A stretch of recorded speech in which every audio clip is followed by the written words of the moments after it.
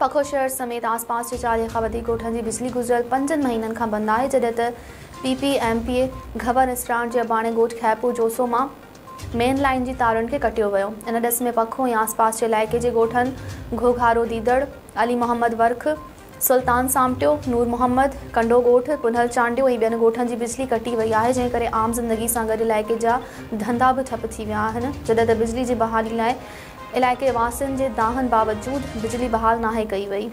इलाइक़े वासियुनि राणो भाई, ख़ालिद चांडियो, हबीबुल्ला अतारी ऐं ॿियनि चयो त इलाइक़े जे ॻोठनि सां सरासर ज़ुल्म आहे। PPMPA घवर इसराण जे ॻोठ में बिजली ॿरे थी, बाक़ी ॿियनि ॻोठनि जी बिजली 5 महीननि खां कटियल आहे। हुननि PP चेयरमैन बिलावल भुट्टो ज़रदारी, वॾे वज़ीर मुराद अली शाह खां मुतालबो कयो त MPA घवर इसराण खां ॻोठनि जी बिजली बंदि करण जो पुछाणो करे बिजली बहाल करे परेशानी खां बचाए वञे।